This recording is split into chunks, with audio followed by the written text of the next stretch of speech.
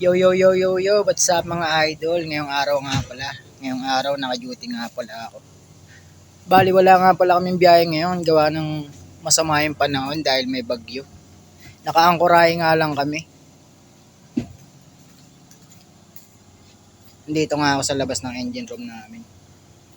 Medyo basa-basa na nga yung mga daanan dito gawa ng maulan po. Medyo magalaw nga po yung barko namin dahil malakas po yung alon at malakas po yung hangin. Kaya medyo masakit po sa ulo. Ngayon nga po nakaangkorahe kami ay medyo magalaw na yung barko. Mas lalo na po kaya kapag nasa biyahe kami, medyo masakit na po talaga yun sa ulo dahil sobrang galaw po. Maya maya nga po ay pumasok na rin po agad ako ng engine room.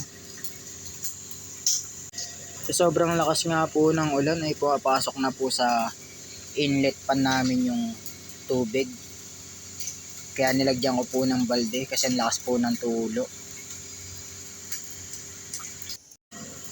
Kahit nga sa loob ng engine room namin ay tumutulo. Kaya naglagay din po kami ng mga balde para masalo yung mga tumutulo. Medyo basa na nga rin yung flooring namin. Kaya maya maya po ay pinunasan ko na rin para po maiwasan yung madudulas. Kaya po every 20 minutes po ay pinupunasan ko po siya para po hindi dumami yung tubig. Maya maya nga ay dumating na rin yung kapalitan namin sa duty. Kaya umakyat na rin agad ako para makapagpahinga na. At para makapag-almusal na rin kasi alas 8 na. Paglabas ko nga ay hindi na umuulan at medyo kalmado na rin yung dagat. May kasama nga rin pala kami dito mga nakaangkorahe. Yung Triple H at Jack Daniel. Marami pa pong iba. Hindi nga lang kita sa video dahil medyo malayo sila. Naglilinis nga rin dito yung mga taga-deck department. Kaya shoutout sa inyo mga idol.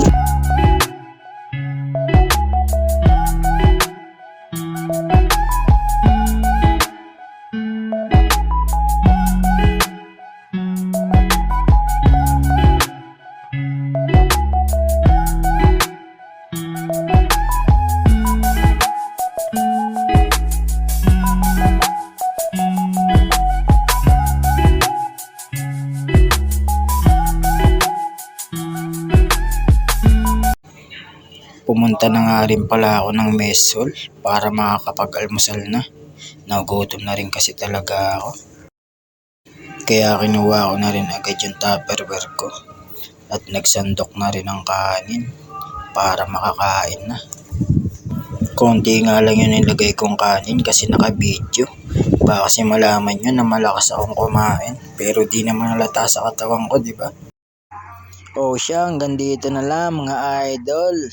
Peace yo, God bless and goodbye.